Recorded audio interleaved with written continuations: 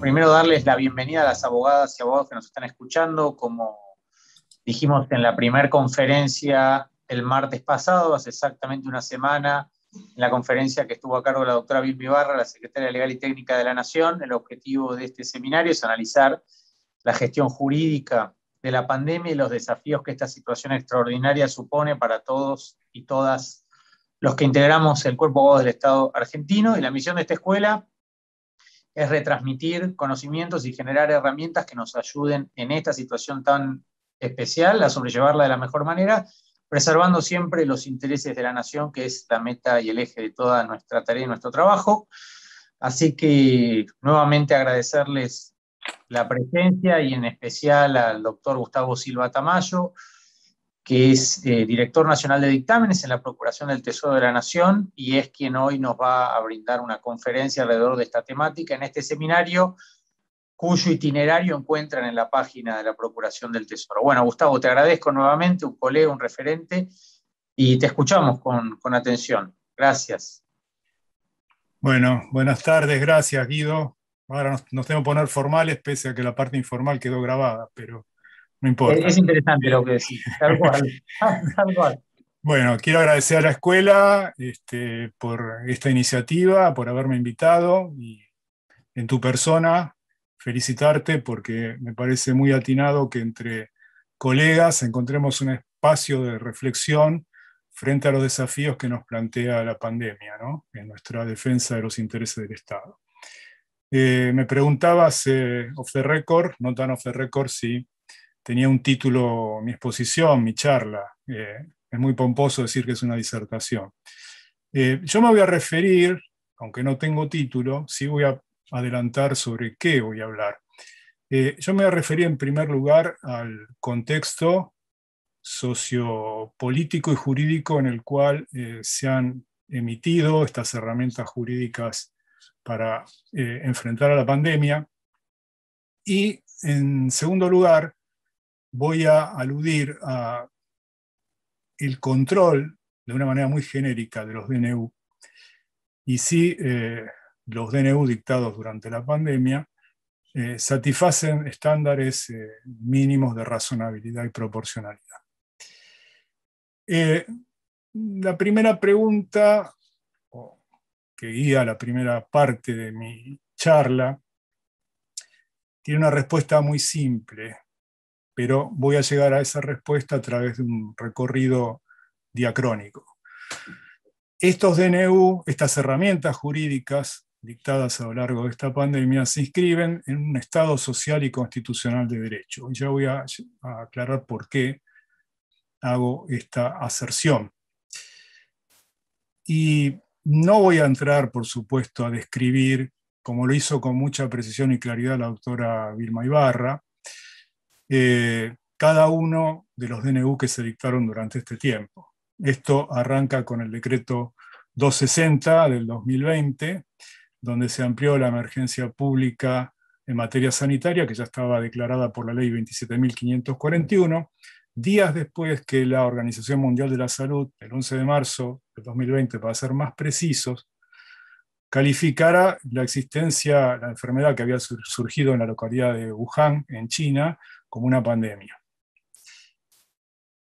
Pero ¿cómo llegamos al Estado social y constitucional de derecho? Bueno, sabemos en primer lugar que el Estado moderno, tal cual como lo concebimos actualmente, tiene un punto de nacimiento preciso, que es la Revolución Francesa. No es que no existieran formas estatales con anterioridad a este hito tan trascendente en la historia de la humanidad, sino que no se condicen con lo que hoy conocemos como Estado, con la noción de Estado que manejamos y que nos es familiar. ¿Qué basamento tuvo ese Estado de Derecho? Y todavía no fue Estado de Derecho en sus inicios, pero ese Estado de Derecho postrevolucionario. Tuvo un basamento claro en las ideas racionalistas, en el naturalismo proveniente de la Ilustración, que le dotó de una materialidad, le dotó de un contenido especial, donde la idea fue que el Estado no debía entrometerse, debía garantizar, debía tener límites para que los ciudadanos pudieran gozar sus derechos individuales y libertades, especialmente la propiedad, que era el derecho más preciado para los revolucionarios franceses. Y la Revolución Francesa también dio lugar a lo que a nosotros nos interesa como administrativistas, a la formación de la disciplina nuestra, que intentó conciliar las prerrogativas de la administración con las garantías de los particulares y se construyó de manera pretoriana a través de la labor del Consejo de Estado francés, que también fue una construcción, una creación debida a la idea de Napoleón propia de la Revolución Francesa. Entonces, la idea, el basamento, digamos, sustancial, que alumbró las ideas revolucionarias francesas y que perfiló este Estado liberal, fue el respeto a las libertades individuales, el respeto a la propiedad, reconociéndole a los titulares poderes omnímodos, incluso frente a otros privados, no solo frente al Estado. Esto se complementó con la idea de Montesquieu, la idea tan conocida por todos de la separación de poderes y división de funciones, que también coadyuvaron para lograr este respeto a estos derechos sacralizados como la libertad y la propiedad. Esto obviamente reconocía un correlato sociopolítico, porque de lo que en realidad se trataba era del ascenso de una clase dominante, la burguesía, por sobre la nobleza. Ahora, esta concepción que se complementó también con la idea del Estado de Derecho, por eso decía que en los inicios la idea no estaba, aparecía, si se quiere, de manera embrionaria, pero los teóricos alemanes de la tercera década del siglo XIX perfilaron esta idea de Estado de Derecho. El Estado de Derecho es un Estado que crea el derecho, pero se somete a él, está legalmente condicionado, de manera totalmente contraria a lo que ocurría con el monarca absolutista, que creaba el derecho pero se apartaba de él, o lo cumplía cuando quería, o no había forma práctica de hacérselo cumplir.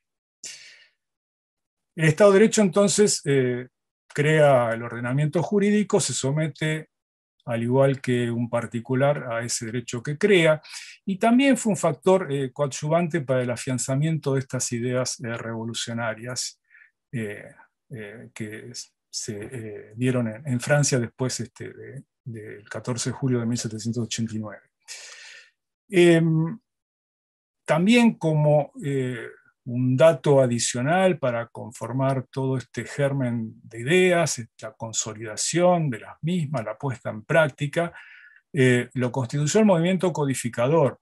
La codificación, el código civil francés, gran parte de él escrito bajo la propia inspiración de Napoleón, que no era abogado, pero un hombre muy inteligente, pretendió también racionalizar todos los aspectos de la vida privada, de manera tal que el código aparecía como un verdadero catálogo de las conductas humanas, y los jueces debían hablar por boca de la ley. Los jueces que pertenecían, por otro lado, al estamento nobiliario y eran mirados con sospecha por los revolucionarios, no tenían que hacer más que aplicar mecánicamente el Código Civil.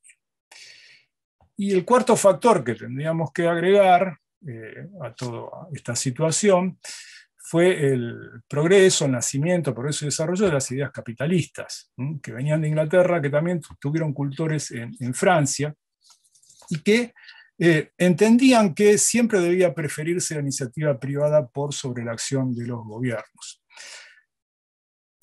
Toda esta serie de circunstancias de orden sociológico, político y jurídico alumbraron, protegieron a los denominados derechos de primera generación o derechos individuales, como conocemos actualmente, y bajo el influjo de las ideas capitalistas se entendió que la mano invisible del mercado, la mano invisible en la que pensó Adam Smith, era la que mejor podía llevar a la optimización de los recursos económicos que se consideraban que siempre era escasa. Bueno, ¿qué ocurrió con estas ideas? Durante todo el siglo XIX es un siglo de grandes tensiones sociales, de grandes acontecimientos históricos. Estas ideas enseguida fueron puestas en crisis por la propia realidad que las desbordó.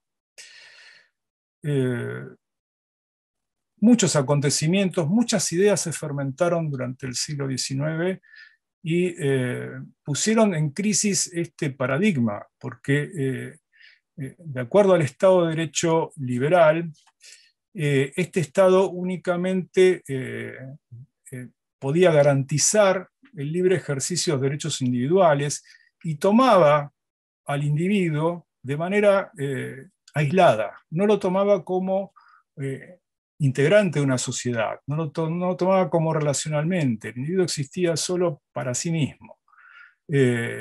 Incluso si vamos a las ideas de Rousseau, Rousseau dice, bueno, los individuos se asocian en el pacto social para dar nacimiento al Estado, pero después quedan cada uno tan libres como eran antes. Y decía, hubo acontecimientos a lo largo del siglo XIX que pusieron en crisis bien pronto este modelo. En primer lugar, la revolución industrial. La revolución industrial trajo un nuevo tipo de actor, el obrero, surgió la cuestión obrera, surgió la cuestión social, surgieron los sindicatos, la sacralización del contrato como expresión de la autonomía de la voluntad llevó a condiciones injustas, a explotación de trabajo infantil y de mujeres, a sueldos de subsistencia, etcétera, etcétera. Después germinaron ideas llamadas de los socialistas utópicos, Saint-Simon, Fourier, Owen, en Inglaterra. Las dos revoluciones del año 1848, la Comuna de von Bismarck, el marxismo y la doctrina social de la Iglesia, todo ello generó un caldo de cultivo que, como dije, acechó contra esos postulados dogmáticos del Estado liberal y dio nacimiento de manera lenta pero incesante a una nueva concepción de Estado, que fue la del Estado benefactor, Estado interventor, Estado de bienestar o welfare state. Primero, entre las dos guerras en el siglo pasado, y con más presencia, o de manera más intensa, después de la segunda posguerra. ¿Qué diferencia a este estado de bienestar, a este estado benefactor, del estado liberal? Bueno, en primer lugar, el Estado pasa a ser un agente económico, primero, insisto, de manera tibia, pero después de manera más pronunciada, porque para evitar las desigualdades sociales que la concepción del Estado de Derecho liberal había provocado, había producido, intervino en la economía de manera intensa, a la par de los particulares, como un agente económico más, y tuvo toda una serie de postulados o de ideas a desarrollar, ideas fuerza. En primer lugar, lograr la plena ocupación, que era un problema que no había podido obviamente resolver el Estado de Derecho liberal. Brindar un sistema de seguridad social al alcance de todos los habitantes, asegurar umbrales de calidad de vida mínimas para la población, permitiendo un acceso no tan restringido y más masivo a los bienes y servicios. Y también intervino el mercado de trabajo, regulando las condiciones de seguridad y higiene del trabajo, el salario mínimo, regulando la participación de los sindicatos y la negociación colectiva. Bien, a partir de la década del 60, en general en los estados de Occidente, aumentó de manera muy notoria el gasto público, el gasto social. Y eso tuvo una razón de ser. La razón de ser fue que muchas naciones salieron de la segunda posguerra y lograron enseguida prosperar en sus respectivas economías. Un aumento de la riqueza notorio en la década del 60 y hubo consecuentemente recursos para atender el gasto social. Es decir, el gasto público enfocado fundamentalmente en el gasto social. Esto ocurrió en varios países de Europa occidental y también en los Estados Unidos. Y en este reconocimiento de los derechos sociales, el estado de bienestar favoreció una sociedad de clases medias, por lo menos en los países desarrollados, no tanto en los llamados países emergentes, donde este problema incluso todavía subsiste. De esta manera, el estado de bienestar intentó paliar, intentó atenuar las deficiencias del estado liberal con el modelo capitalista de acumulación. Este modelo de Estado social, voy a volver sobre él, sobre lo que fue en la Argentina, pero también tuvo su crisis, y tuvo una crisis que se hizo notoria a partir de los años 70 y más acentuada en los años 80. ¿Cuáles fueron los motivos? Bueno, se llegó a una etapa de recesión, hubo estancamiento económico. Acá tenemos que recordar un hecho muy significativo que a veces pasa desapercibido, que fue el aumento de los costos del petróleo a nivel mundial, por la crisis del petróleo en el año 73 y la reunión de los países exportadores de petróleo nucleados en la OPEP. Hasta ese momento, pensemos que el petróleo está en toda nuestra vida, todavía no hay un sustituto adecuado. El petróleo era un insumo muy barato. ¿Recuerdan las películas, los coches norteamericanos de 10 metros de largo y, no sé, 5 litros de cilindrada? Bueno, eso no existe ya.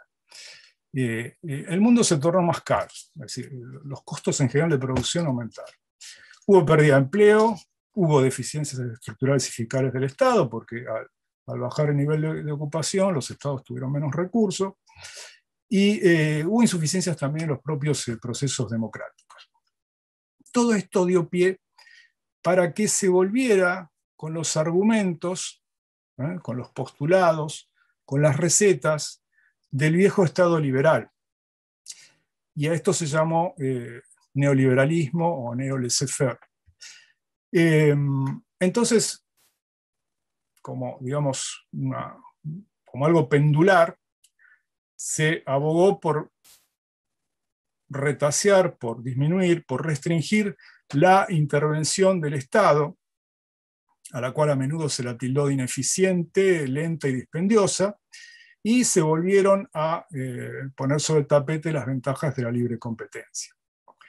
En el año 1989 hubo también otro hito trascendental en la historia de la humanidad, cuando se pasó el mundo dividido en dos bloques a la hegemonía de los sistemas de economía de mercado, y con ello al final de la Guerra Fría y a la universalización de la democracia social occidental, liberal occidental. Algún historiador, de manera por ahí, a mi juicio, prematura, habló del fin de la historia. Eso me estoy refiriendo a Francis Fukuyama. ¿Cuáles son las críticas que las doctrinas neoliberales formularon al estado de bienestar?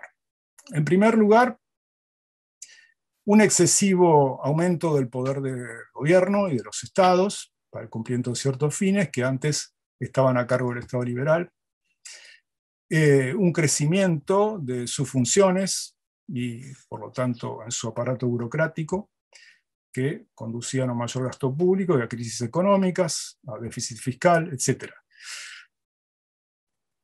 Un señalamiento de que el Estado no se mueve en pos del interés general, sino que busca captar un mercado político, ¿no?, a través de los votantes. Un mayor crecimiento del Estado lo coloca en la posibilidad de cometer mayores errores. El costo de estas actividades y los modestos resultados que se obtienen, es decir, una mala relación de eficiencia insumo-producto, una sobrecarga en los estados por asumir tantas funciones que termina paralizándolos e impidiendo que den una respuesta oportuna y adecuada ante los problemas sociales. Y también que esto lleva a que el Estado se vea en la necesidad, para satisfacer sus cometidos, de alejarse de prácticas democráticas, que esto genere una tendencia a obrores autoritarios, que produce una ruptura del consenso social y una pérdida de las libertades individuales, de la autonomía de la voluntad y de la seguridad jurídica. Bueno, Obviamente que todas estas ideas ¿no?, han tenido un patrón, un denominador común: reducción de la intervención estatal a través de privatizaciones, de regulaciones, de achicamiento o eliminación de planes sociales. La revolución neoconservadora muy a menudo se la asocia con el reaganismo y con el thatcherismo. Sin embargo, el proceso se verificó también en las sociedades europeas, en las socialdemocracias europeas. Y la privatización, en realidad, stricto sensu, no fue exclusivamente el traspaso de activos públicos a los particulares, sino también permitir la gestión de las empresas privadas para la atención de los servicios públicos, o sea, llevar a cabo una gestión indirecta de los mismos, o incluso colocar a ciertas empresas públicas en régimen de competencia con las empresas particulares del mercado.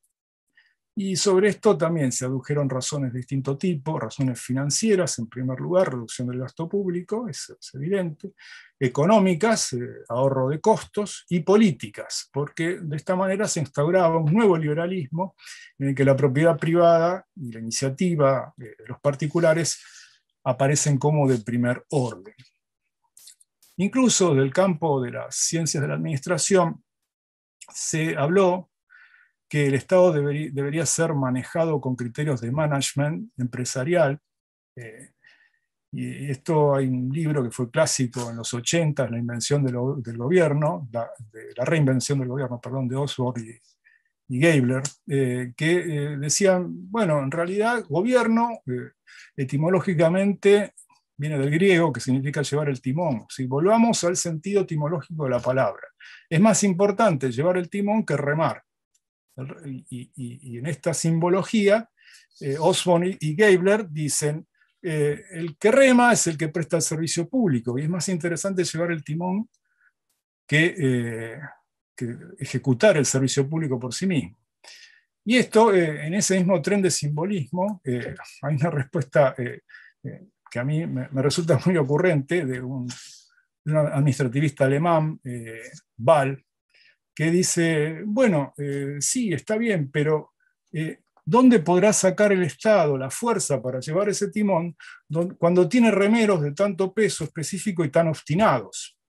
Y dice, los correspondientes modelos que el liberalismo propugna no han demostrado su validez efectiva, y se refiere ahí particularmente al sistema del Estado garante, al sistema del Estado regulador o al sistema de la colaboración público-privada.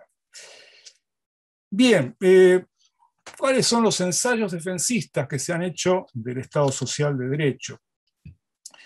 Bueno, la expresión Estado social de derecho tiene dos significados en realidad, que a veces se confunden.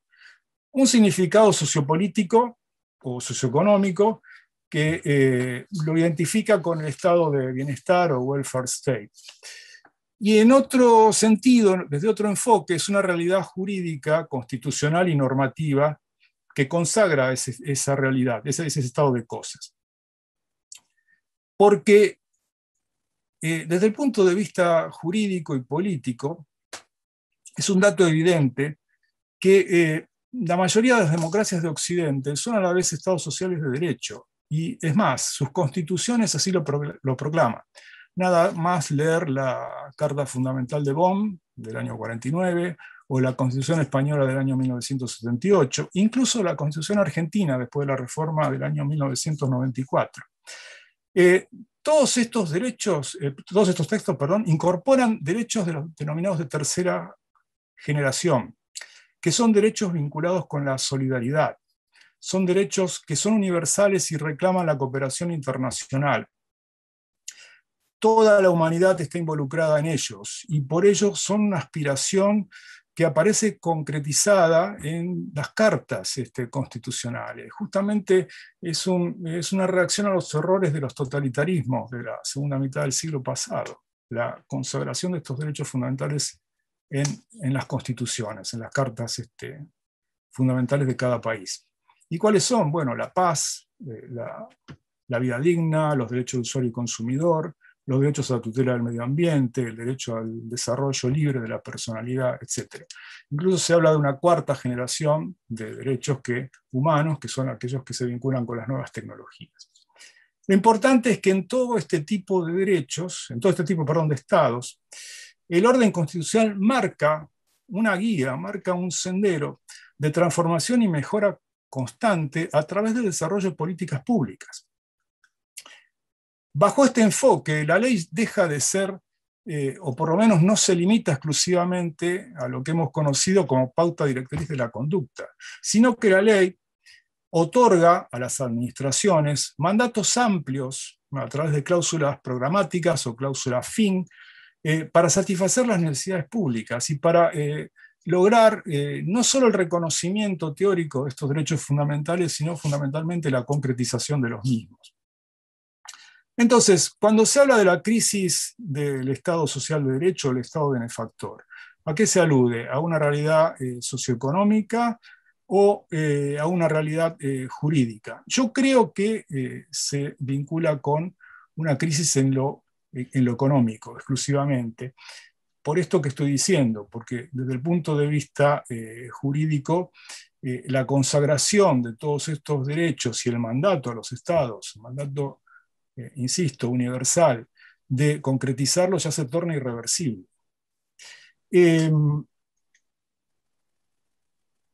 Las críticas en realidad al Estado social de derecho por parte del neoliberalismo tienen ciertos errores, parten de una generalización de los defectos que tiene el modelo a través de ejemplos selectivos, no contemplan tampoco los fenómenos de ruptura y de conflicto propios de sistemas donde se respeta a ultranza el individualismo en su estado más puro, e incluso dejan de lado las crisis inherentes al propio modelo capitalista, que bien marcó Keynes en sus escritos.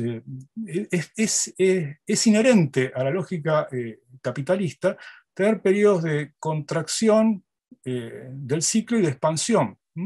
Lo que Keynes decía era, a través de las políticas que inspiraron el New Deal, era, bueno, ahí en la etapa de contracción del ciclo económico el Estado tiene que intervenir, porque Keynes no dejaba de ser un liberal, pero tuvo la clarividencia, la inteligencia de reconocer este problema. Keynes decía, a lo largo, la mano invisible, el juego de la oferta y la demanda va a equilibrar las variables, pero mientras tanto estaremos todos muertos. Es decir, el Estado tiene que actuar ya. Y esto no solo está demostrado por la crisis del año 29, sino también más cercanos en el tiempo de la crisis de Lehman Brothers en el año 2008. Y además, otra cosa que estas críticas se desoyen, es que muchas de las intervenciones del Estado social de derecho lo han sido para apuntalar el propio sistema capitalista, para evitar daños irreversibles, la caída de grandes empresas, la caída de firmas que pueden llevar a niveles de desocupación altos, muchas veces subsidiando, muchas veces inyectando fondos públicos por el mantenimiento de empresas particulares. Y no solo en la Argentina, estoy hablando de un fenómeno que es común a todo Occidente. Bueno, ¿cuáles serían las soluciones?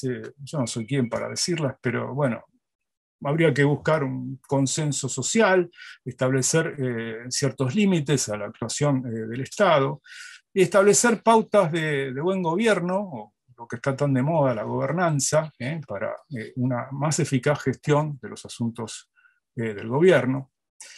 Pero lo que sí es evidente que la igualdad y la libertad formales no bastan por sí solas, sino que hay que adicionarles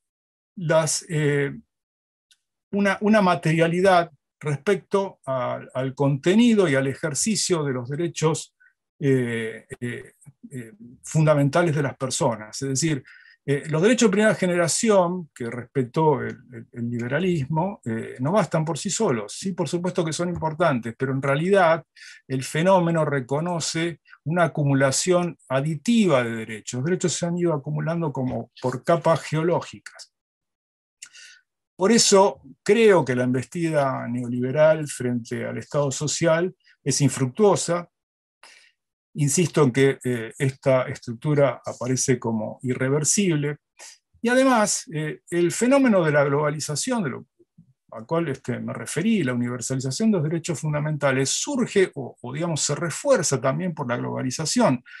La globalización es un fenómeno muy vasto, que a veces se la limita o se la restringe a lo económico. Y en realidad hay una globalización cultural, política, y también hay una globalización de los derechos humanos. Los derechos humanos están ciertamente globalizados, y hay organismos internacionales que están ahí para, digamos, velar por el cumplimiento de los mismos por los estados, tanto en el sistema iberoamericano como en el sistema europeo.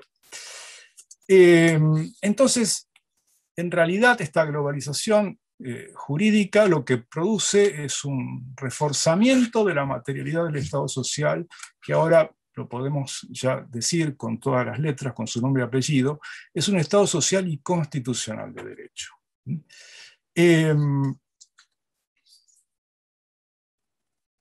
Y este constitucionalismo, que algunos llaman neoconstitucionalismo, surgido también después de la segunda posguerra, tiene una serie de características que las ha descrito muy bien Luigi Ferraioli.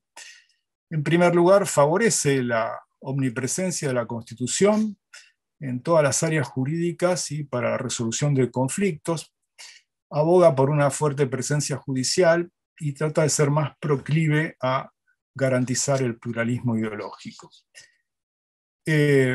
Entonces, la globalización jurídica atiende también al reconocimiento, protección y realización de los derechos humanos a través de esta universalización de los mismos y de su concepto.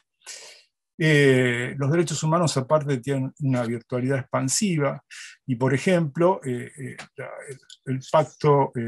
la Convención Americana de Derechos Humanos establece que los mismos son progresivos, establece su progresividad. Son, en definitiva, como me voy a referir ahora, mandatos de optimización que en la doctrina del profesor Robert Alexy tienen que desarrollarse en la mayor medida de lo posible. Por supuesto que el mercado es necesario para lograr el crecimiento económico, pero en un Estado social de derecho debe ser contextualizado, y especialmente en las economías de los países subdesarrollados hay que evitar las disfunciones y las distorsiones o las asintonías que el mismo puede llegar a generar. ¿Cómo impactó la crisis de estado de bienestar en nuestro país? Bueno, por supuesto que nuestro país no fue ajeno a lo que ocurrió en el mundo occidental especialmente.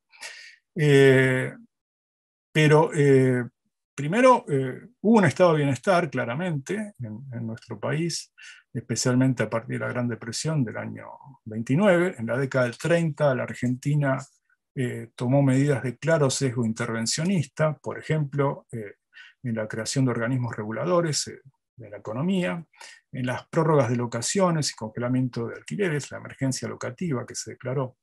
Y a partir de la década del 50 participó activamente en los procesos de producción de bienes y servicios, con la nacionalización de empresas que eran prestadores de servicios públicos, básicamente, y estaban en manos de capitales extranjeros, y con la creación de empresas estatales. Además, se desarrolló el sistema de previsión social, se ampliaron los mecanismos de cobertura social a través de las obras sociales, se dispuso paliar el déficit habitacional a través de la construcción de viviendas y con posibilidades de acceso al crédito para su compra, y la educación pública recibió también un fuerte impulso. El neoliberalismo, a la luz de las premisas que sentaron en el consenso de Washington, término que acuñó un economista, John Williamson, impuso una serie de medidas de reformas estructurales, liberalización económica, reducción del Estado, para lograr la expansión del mercado interno, a los países en vías de desarrollo. Es decir, nada muy distinto, pero sí más intenso del fenómeno que se desarrollaba, que se había desarrollado unas décadas antes, perdón, en Estados Unidos y en Europa. Todas estas directivas fueron impartidas como, digamos, condición para acceder al crédito externo, tanto por el Fondo Monetario Internacional como por el Banco Mundial y el Departamento de Tesoro de los Estados Unidos. Estas medidas, desde luego, que provocaron un retroceso en el estado de bienestar en nuestro país, y en la década del 90 se encaró un vasto plan de reformas estructurales en la economía, con eje en la Ley de Reforma del Estado 23.696 y la Ley de Emergencia Administrativa 23.697.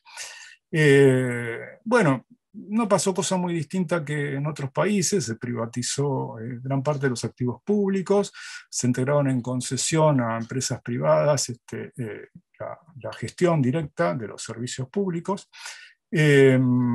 Y en general, muchas actividades que eran consideradas servicios públicos pasaron a ser simplemente actividades de interés general. Este paradigma que dije fue impuesto por los países centrales a la Argentina en la década del 90, resurgió con ciertos atisbos durante el periodo 2015 a 2019. Ya no por injerencia de los países centrales, sino por factores dominantes de poder. Ejemplos que puedo dar. Bueno, la ley 27.328 de contratos de participación público-privada, que excluía expresamente la aplicación de la ley de expropiaciones 21.499, la ley de responsabilidad del Estado 26.944 y el régimen de contrataciones de la Administración Nacional, decreto 1023 de 2001. Y esto produjo una ruptura del esquema de doble derecho, es decir, siendo, digamos, un puntapié para quebrar este paradigma del doble derecho público-privado y regular todo por el derecho privado. También podríamos poner como ejemplo los ajustes desproporcionados de las tarifas de servicios públicos, que si bien estaban retrasadas, obviamente en algunos casos se supusieron aumentos de 5.000% en las boletas que llegaban a los domicilios. Bueno, esto tampoco está resuelto, fue frenado por la justicia y acuerdos de emergencia y demás, pero estos son los dos que se me vienen a la cabeza, seguramente hay más, los dos ejemplos manifiestos de este intento de resurgimiento del Estado neoliberal bajo la administración que precedió a la actual.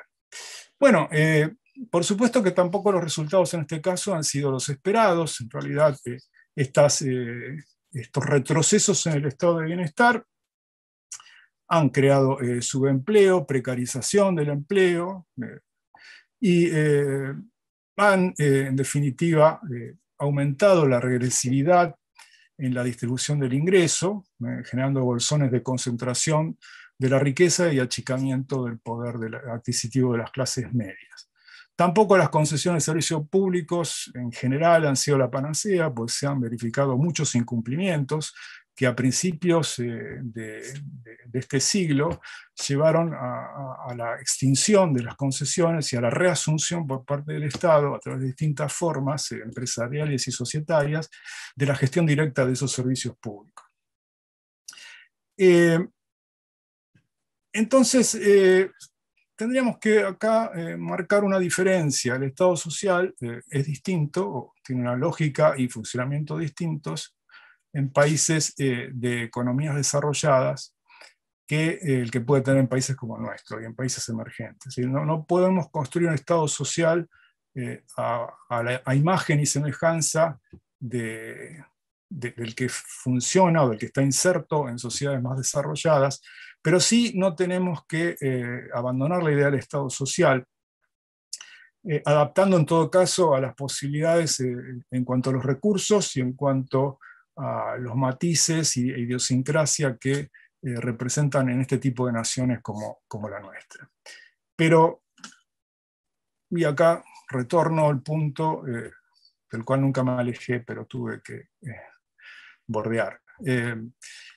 Evidentemente, la catástrofe sanitaria puso al desnudo, no solo en la Argentina, sino en otros países de la región, que el desmantelamiento del estado de bienestar, con la reducción, el achicamiento de presupuestos en materia de salud,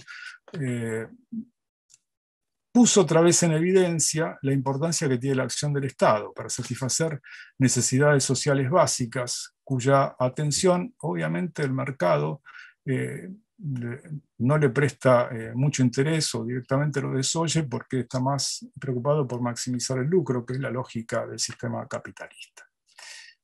Bien, dicho esto, voy a pasar a la segunda parte de mi charla, más breve, desde luego, quédense tranquilos, que es la emergencia sanitaria y los decretos de necesidad y urgencia. Por cierto, las herramientas jurídicas que se han dispuesto para gestionar la pandemia han sido profusas, dispersas, fugaces, algunas cambiantes, porque la propia evolución de la pandemia lo es. Estamos ante una enfermedad desconocida.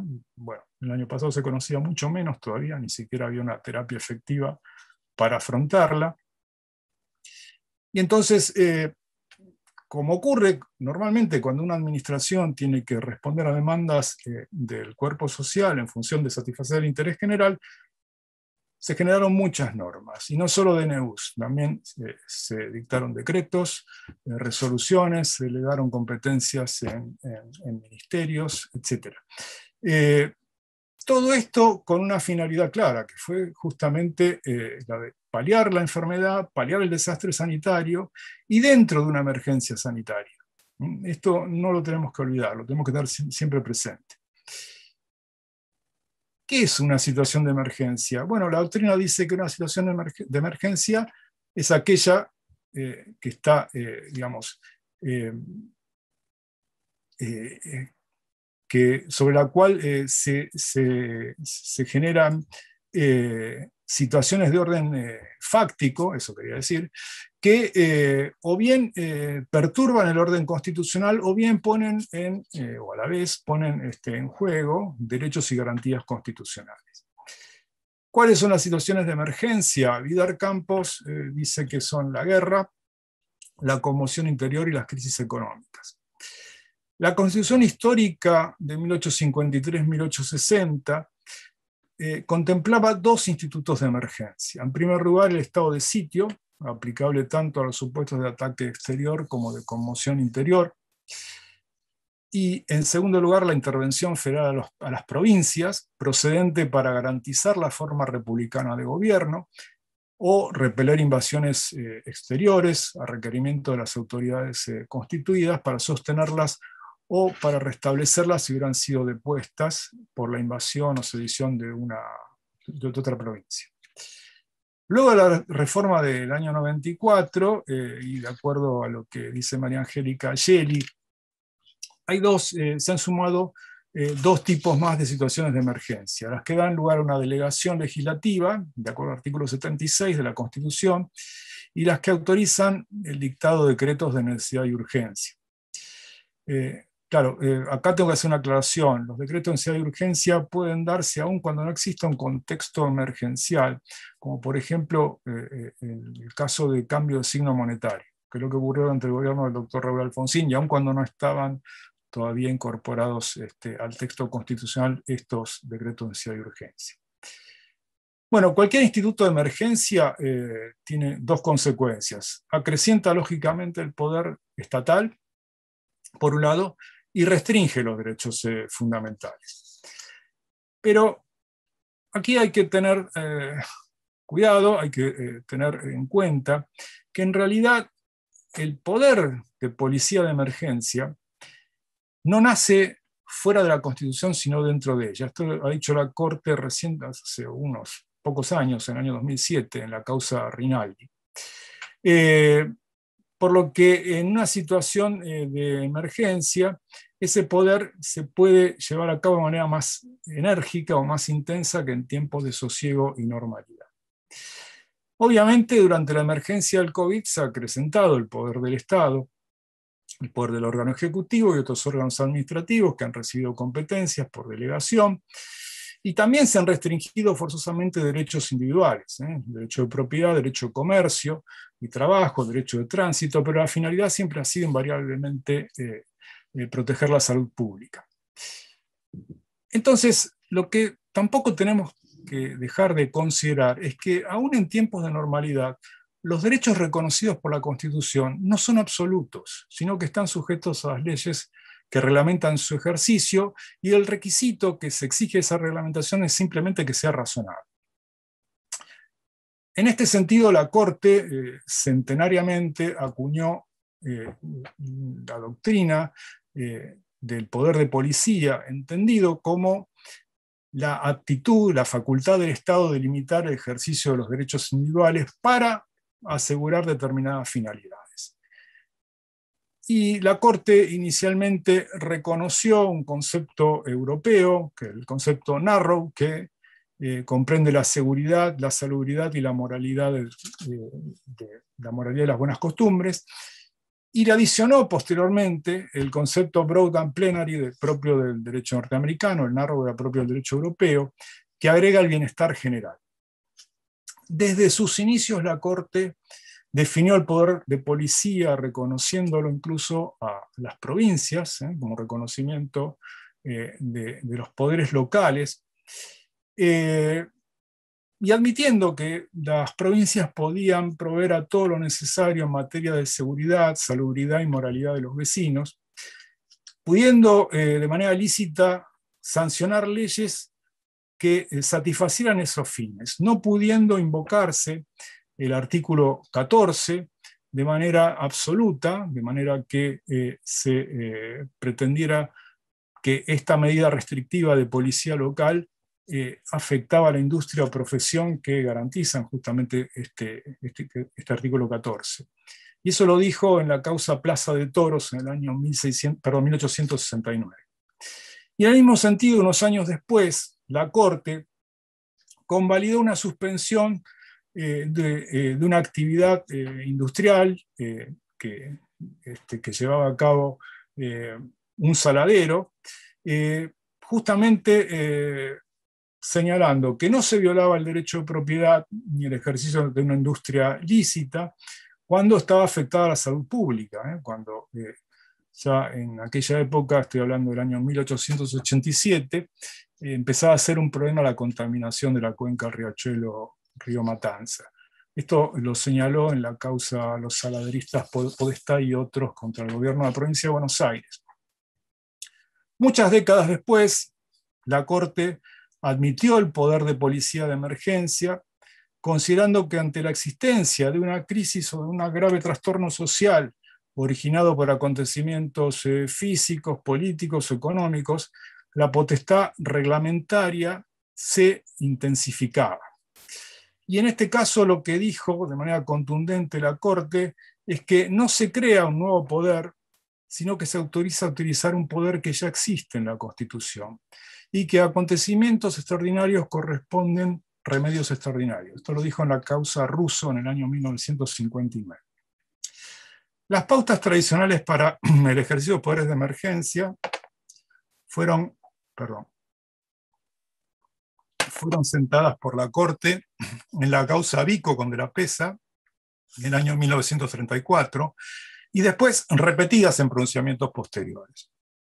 Así dijo que debía verificarse la efectiva existencia de una situación de emergencia declarada por órgano competente. La medida tenía que ser dictada en cumplimiento de fines públicos, la medida debía ser transitoria y debía ser razonable. Sabemos que los decretos de necesidad y urgencia fueron incorporados por la reforma de 1994 a nuestro texto constitucional, reconociendo una práctica constitucional evidente a ese momento. Justamente el gobierno, durante cuyo mandato se reformó la Constitución, había llevado al paroxismo la cantidad de decretos de este tipo que había emitido, y lo que se intentó fue reglamentarlos y limitar las atribuciones del Poder Ejecutivo. De acuerdo a cómo se sancionó el texto constitucional, en primer lugar, nuestra Constitución reformada dice que se le prohíbe al Poder Ejecutivo emitir disposiciones de carácter legislativo bajo pena de nulidad absoluta e insanable, pero inmediatamente lo autoriza a dictarlos cuando medien circunstancias excepcionales que hicieran imposible seguir los trámites previstos por la Constitución. Y no se trate de las materias prohibidas, del régimen, de materia penal, tributaria, electoral o del régimen de los partidos políticos. Obviamente, cuando la Constitución dice en ningún caso, se está refiriendo a situaciones de normalidad, porque es obvio que los DNU tienen que dictarse, o solo es posible o admisible que se dicten, mediando circunstancias excepcionales. Y esas circunstancias excepcionales están constituidas por las razones de necesidad y urgencia que marca el propio inciso tercero del artículo 99. Es un concepto jurídico indeterminado que la Corte ha interpretado en varios casos. Entonces, para que se habilite esta competencia de excepción, es necesario que medie una necesidad imperiosa que ponga en peligro la subsistencia o continuidad del Estado o que someta a la población a un grave riesgo social. La medida tiene que ser proporcional, tiene que haber una adecuada relación de medios afines y tiene que haber una premura para el dictado de la misma, justamente para evitar ese grave daño social. El trámite está regulado también en el inciso tercero artículo 99, son decretos que tienen que que adoptarse en acuerdo general de ministros, refrendado por el jefe de gabinete de ministros, quien tiene que ponerlos a consideración de la comisión bicameral permanente en el plazo de 10 días de haber sido emitidos. Después, los aspectos de detalle están regulados por la ley 26.122. Yo entiendo que los DNU dictados durante el contexto de la pandemia cumplen con los extremos que la Corte Suprema estableció en cuanto a su procedencia formal. Y me detengo en dos, no es que no haya más, hay bastantes más, incluso anteriores, con caso Peralta, anteriores a la reforma del 94, pero hay dos pronunciamientos que me parece que son los más importantes una vez que se incorporó la figura del decreto de necesidad y urgencia. Ellos son el caso Berrocchi del año 1999, donde señaló que era admisible el dictado de este tipo de reglamentos cuando el Congreso, por razones de fuerza mayor, no podía reunirse o cuando la situación requiriese una solución con suma urgencia.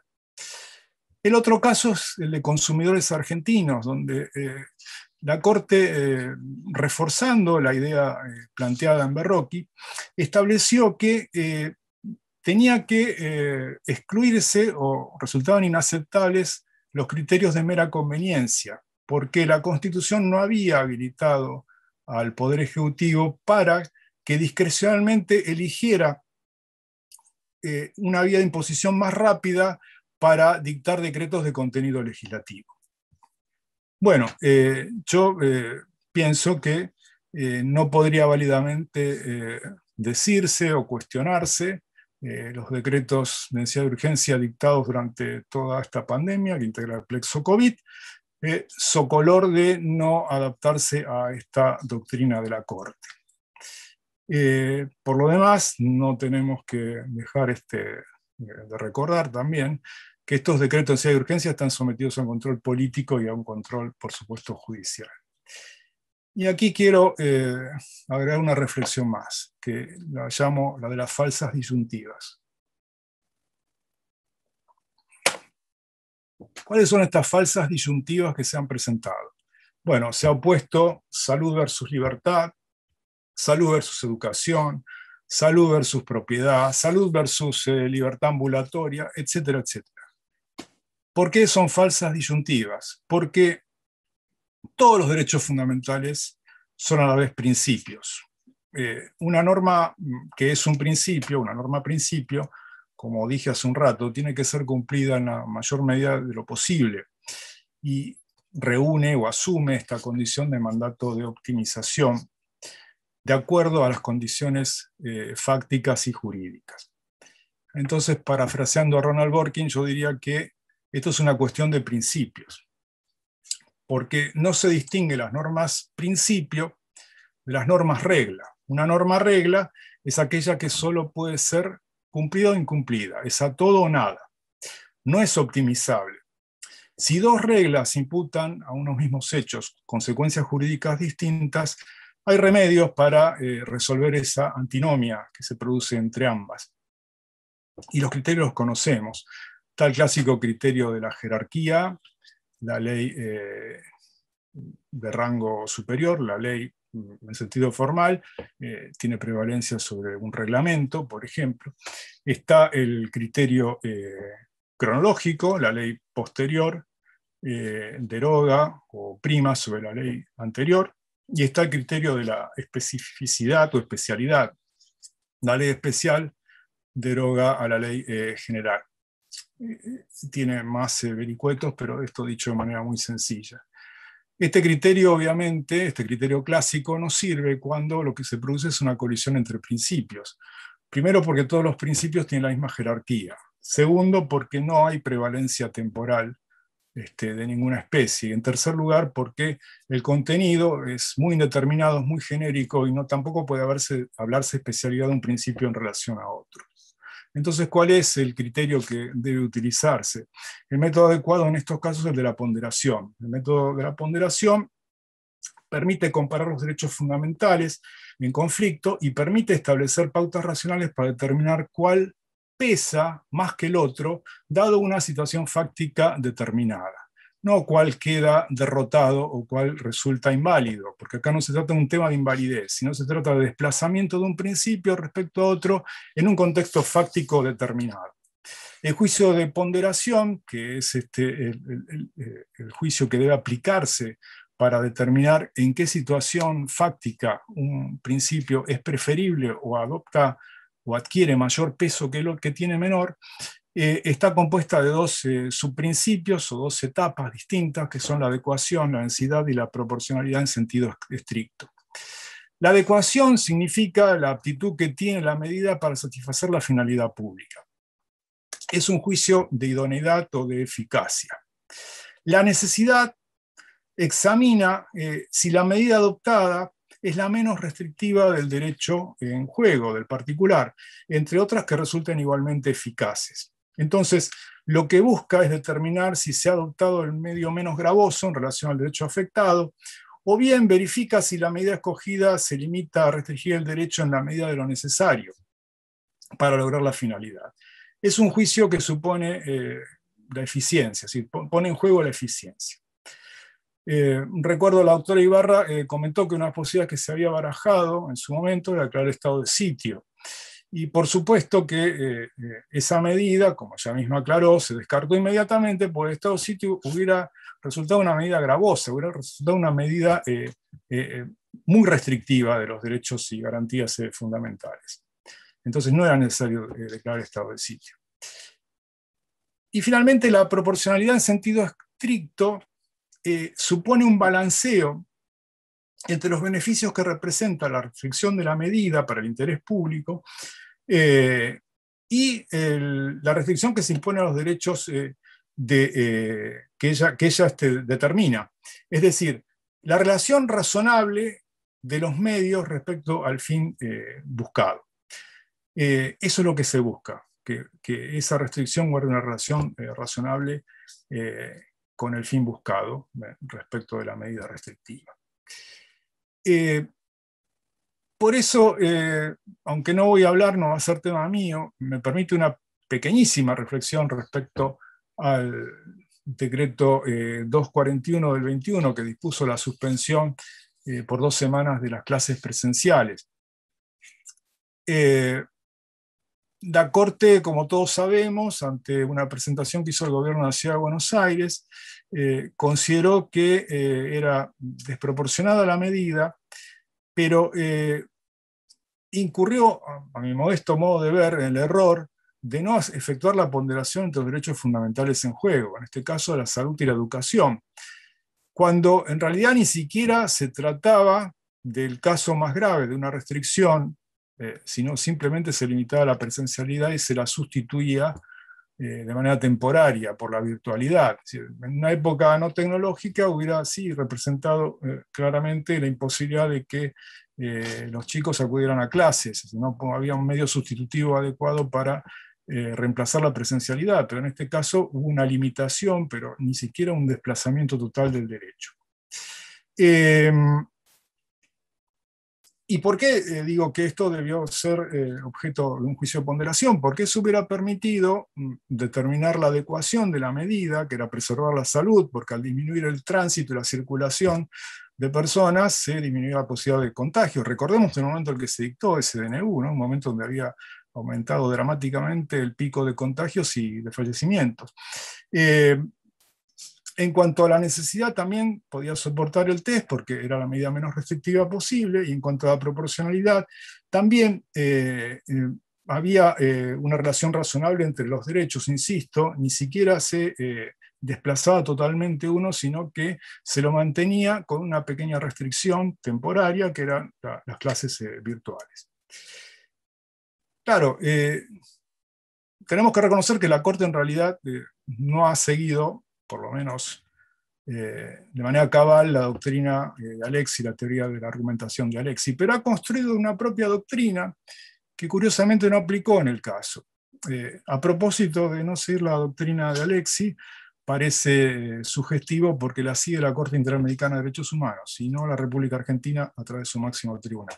Pero dicho esto, la Corte tradicionalmente utilizó el criterio de razonabilidad, que sabemos que tiene el inconveniente de no atender las cuestiones fácticas del caso. Y entonces en determinadas circunstancias puede resultar inadecuado para lograr un adecuado control de la constitucionalidad de una medida restrictiva de un derecho fundamental. Pero la Corte había elaborado en una primera etapa, diciéndolo de manera explícita, que se iba a abocar a un control que superara el test de razonabilidad tradicional.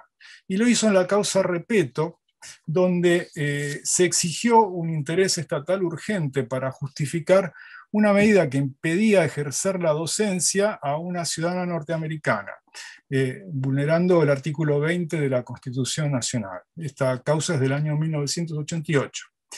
Y más reciente en el tiempo, y con otra composición, en los casos Hoff del año 2004 y Gottschall del año 2006, la Corte se abocó a analizar si era razonable la exigencia en distintas normas, en dos normas. En el primer caso, para ser juez de Cámara, tener la condición de argentino nativo o hijo de argentino nativo, y en el segundo, la condición de argentino nativo naturalizado como requisito para concursar el cargo de secretario de juzgado de primera instancia del gobierno de la Ciudad Autónoma de Buenos Aires.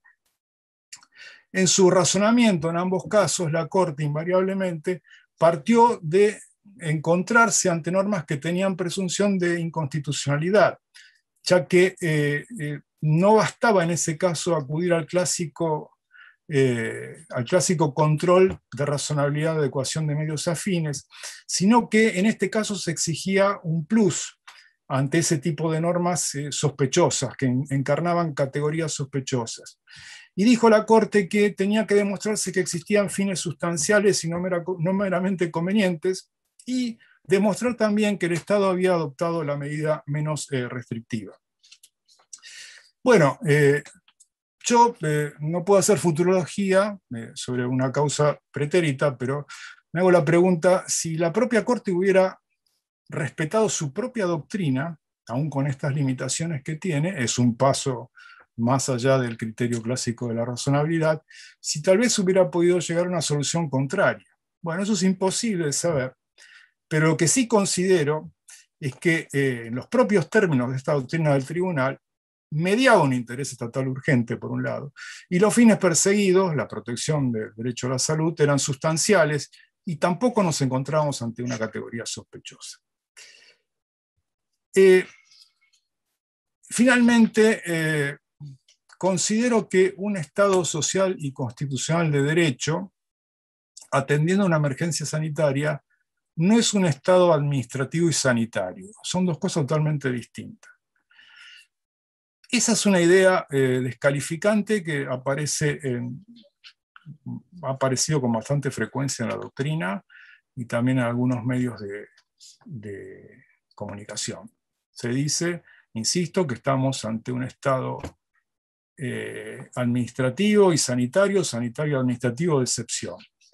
Tal vez con esto de excepción se quiere conectar con la idea del filósofo italiano Giorgio Agamben, que al inicio de la pandemia dijo que en realidad la pandemia era un invento de los estados para declarar estado de emergencia, incrementar sus poderes y poner en jaque los derechos y garantías de los ciudadanos. No sé lo que piensa Agamben ahora, esto lo dijo en marzo del año pasado.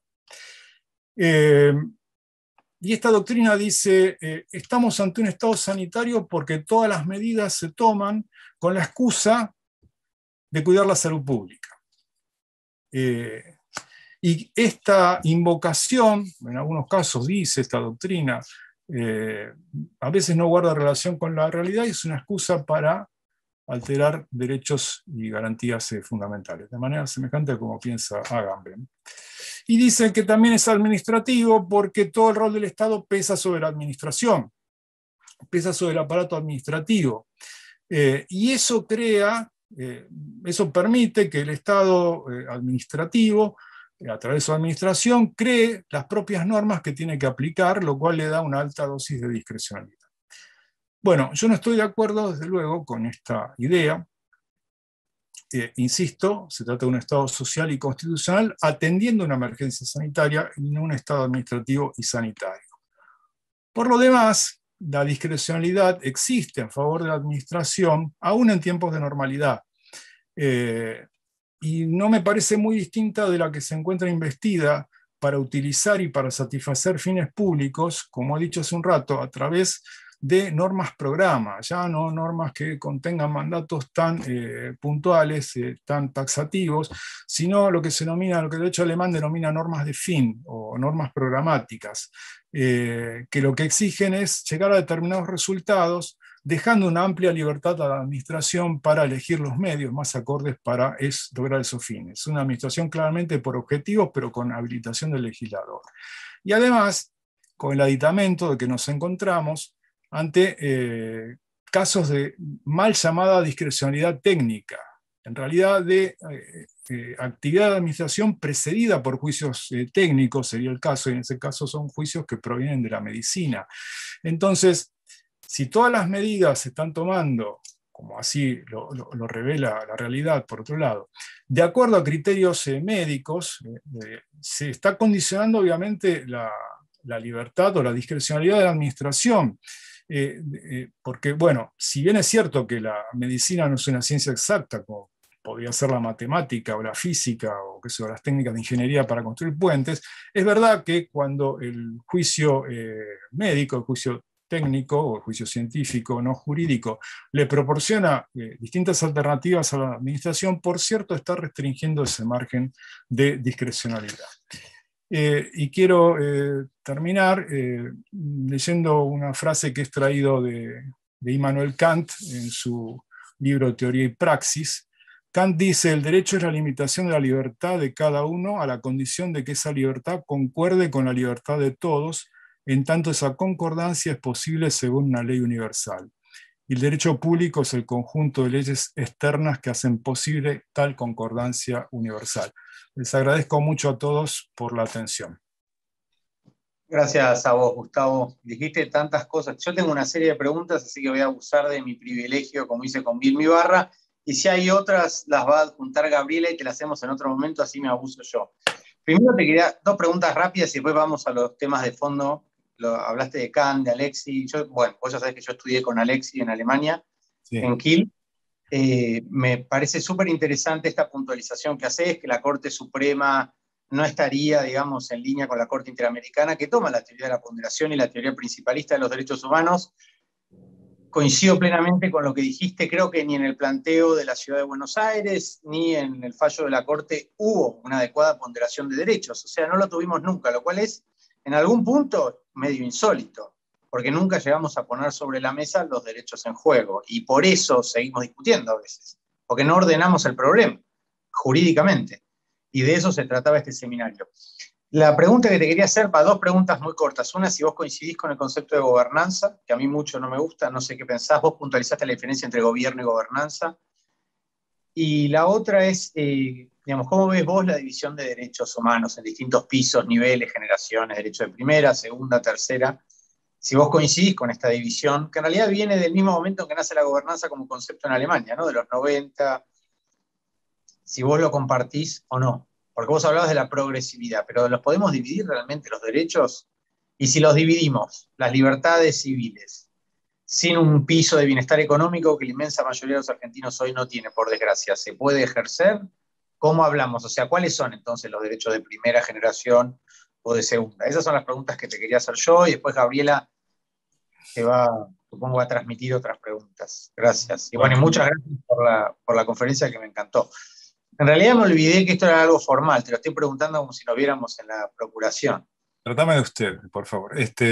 No, me parece muy interesante tus preguntas y quería remarcar, antes de contestártelas, esto que vos decís. No solo que no siguió la Corte la regla de la ponderación o principio de proporcionalidad, sino que no siguió su propia doctrina, la que estableció Claro. en Repetto, en Hoff y en Gottschalk. Es decir, la Corte ha hecho un control más allá de la razonabilidad y acá decidió no hacerlo directamente. Es decir, es una versión a la criolla de la teoría de la proporcionalidad que hizo la Corte, pero que ni siquiera la aplicó en este caso.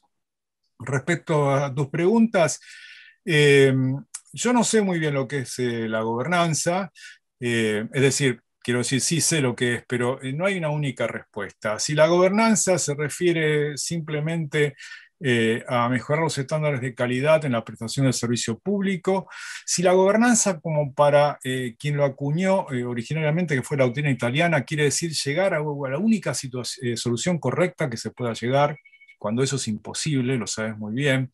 Eso es justamente el déficit que tiene la teoría de Dworkin, que Dworkin busca la única respuesta posible, y en realidad Lexi dice, no, la respuesta que sea la más cercana, digamos, a la mejor. Es decir, poner todos los medios necesarios al servicio de lograr la mejor respuesta dentro de la posibilidad, pero no una única respuesta. Y entonces la gobernanza es una idea de buena administración, donde se confunde mucho el eficientismo económico con el logro de objetivos. ¿Dónde está la gobernanza? ¿En gastar menos insumos o en cumplir eficazmente las metas y objetivos que nos propusimos, por ejemplo, a través de un programa? Claro. Es una idea que yo mencioné, digamos, como una manera por ahí en economías emergentes como la nuestra y la de otros países hermanos de América Latina, de poder optimizar la utilización de los recursos. Yo lo dije con ese sentido, es decir, dar atención, intensificar, digamos, algún programa o alguna política pública con mayor acento que otra, pero en el sentido de disponer de los propios recursos escasos de los que se cuentan de una manera de maximizar el beneficio social. Y tu segunda pregunta, yo no creo que, es decir, a los fines didácticos está bueno eso, clasificar de hechos primera, segunda y tercera, y ahora hablan de cuarta también. Pero yo, como dije en algún momento, la exposición, me parece que lo que hay es una suma, es decir, es una acumulación de derechos. Donde, bueno, obviamente sin la libertad no podés gozar de ninguno de los otros derechos que dirías que son de segunda o de tercera. Lo que pasa es que el Estado de Derecho liberal, a mi modo de ver, estableció como si fueran los cimientos o la estructura de un edificio, las bases que después las tenés que rellenar. Y supone, sí, el reconocimiento de derechos de primera generación, perfecto, libertad, propiedad, etcétera. Pero con eso solo no haces nada. Es decir, después le tenés que adicionar los otros derechos, los de segunda y los de tercera. Pero insisto, todos los derechos humanos no tienen categorías, para mí no tienen categorías. Lo que pasa es que sobre pretexto de, digamos, de garantizar unos, los de primera generación, no podés dejar de atender los de segunda y tercera. Y respecto a lo que vos dijiste, y un filósofo que justamente es liberal, no puede decir que no sea liberal, que John Rawls, dice una cosa muy interesante: si no se puede, digamos, hablar de la libertad si básicamente, o de la propiedad, no están aseguradas las condiciones mínimas de igualdad. Entonces después vendrá todo el goce de los otros derechos. Pero lo dice un liberal eso. Tal cual, tal cual. Es Bueno, la cultura del liberalismo igualitario, justamente, y es muy interesante el libro Teoría de la Justicia en ese sentido. Tal cual. Bueno, vos los tres filósofos que mencionaste, Rawls, Dworkin y Alexi, del otro lado del océano, son los protagonistas hoy de la filosofía del derecho contemporánea. el único que está vivo es Alexi. Vamos a ver si en la escuela lo podemos traer para que nos dé una charla. No le Estaría gusta bueno. mucho. Yo le propuse, estuve hablando, tengo ganas de ir a verlo en Kiel, de hecho, pero a él no le gusta el Zoom. Pero vamos a intentarlo, de otra manera no hay. Le podemos plantear el caso de la ponderación de derechos en Argentina, Sí, este, a ver cómo lo hubiera resuelto con su teoría de la ponderación. sí. ¿Y qué deficiencia se encuentra la interpretación que hizo la Corte en Repeto, en Gocha o en Hoff, en otros más, en Aguilera Mariaca, Mantecón Valdés? Son todas, digamos, distintos casos donde se enfrenta a categorías sospechosas que invierten la carga de la prueba. Ya no se presumen constitucionales y convencionales esas normas, sino que ponen a cargo del Estado demostrar, aunado con interés estatal urgente. Y por eso me parece que aún utilizando estos estándares restringidos de la Corte, el DNU salía airoso. Totalmente, La totalmente. Corte puso del Estado argentino demostrar, cuando no tenía que demostrar nada. Si no demostró acabadamente, no, ¿cómo no demostró acabadamente? Hay un hecho público y notorio que es una pandemia universal, ni siquiera es una epidemia, no es una enfermedad localizada. Totalmente, totalmente. Creo que fue clarísima tu exposición, Gustavo, en ese aspecto y creo que va a ser muy útil para los que se olvidaron rápidamente de este debate y de los cuestionamientos que se puede hacer. Ese fallo de la Corte creo que es bastante pobre, Sí. filosóficamente hablando. Y como vos muy bien puntualizaste, incluso internamente con el propio recorrido de la jurisprudencia del máximo tribunal, tampoco es del todo consistente. No, Y la para nada. situación es vigilante, porque pocas situaciones parecen habilitar más esta discrecionalidad que por otro lado vos también justificaste en situaciones Está menos acotada. excepcionales Sí, que una pandemia. sí. Además Digamos, está acotada por los juicios médicos, ¿sí? No es una discrecionalidad que no tenga límites, tiene límites muy consistentes. No, y te quería decir que el fallo de la Corte se dedica más a garantizar o hacer claro, la autonomía de la Ciudad de Buenos Aires, cuando ya el propio tribunal ya es un tema que no admite discusión. El propio tribunal ha abierto válvulas de escape para darle cada vez más autonomía si llegaba a una provincia, pero reconociendo el estatus que tiene, no hacía falta pronunciarse sobre eso. No estaba en tela de juicio de autonomía de la Ciudad de Buenos Aires. coincido totalmente y creo que ese es el déficit del planteo de la ciudad que la Corte reproduce. Claro. Porque en vez de presentar en el planteo de la ciudad que impugna la constitucionalidad del DNU en la ponderación de derechos, en ese planteo no hay una ponderación y como no hay, se puede impugnar la constitucionalidad. Pero una vez que la ponderación está planteada, como vos lo mencionaste y yo comparto, a la Corte no le queda otra alternativa más que declarar la constitucionalidad. Por eso creo que directamente no se plantea la ponderación de Claro, derechos. claro. Plantear la ponderación, el resultado es muy obvio para un estudiante del CPO de nuestra facultad. Es así. ¿Qué calificación le pones si en medio de una pandemia el Estado no puede regir la política sanitaria? Es desopilante lo que sucede. Solo, bueno, vos dirías, en otros países no se consigue. Yo se lo voy a plantear a Alexis como ejercicio, a ver que se va a reír. ¿Qué otra Sí. cosa puede Te va a decir? matar de risa. Te va a matar de risa. Gabriela, no sé si, me imagino que hay un montón de preguntas, pero Gabriela, ¿querés vos transmitirle a Gustavo alguna pregunta? No, sorprendentemente, Guido, no tenemos preguntas, solamente saludos y felicitaciones al doctor Silva Tamayo por su clarísima y brillante exposición, pero se ve que se han sentido inhibidos por el nivel de la exposición del doctor. Nadie quiere preguntar, además de, por supuesto, de la claridad Gustavo, de la intimidaste al cuerpo de abogados. No era la intención, ni mucho menos. Estamos entre colegas aquí, todos. Fue Me muy buena y parece muy que valiosa. contestó las preguntas antes que se las formularan. Me parece que ha contestado las inquietudes y dudas por anticipado de quienes han participado hoy, tanto a través del Zoom como a través del canal de YouTube de la escuela. Y bueno, seguramente te las haremos llegar, porque en general lo que sucede es que mucha gente reflexiona, lo envía por escrito, así que te las vamos a retransmitir, Gustavo. Bueno, perfecto, sí, Guido. Bueno, y te agradezco mucho la predisposición y bueno, nos vemos el martes que viene. Me encantó, la verdad, la Gracias exposición. por haberme invitado. Por favor, Gustavo, por favor. Bueno, les mando un abrazo.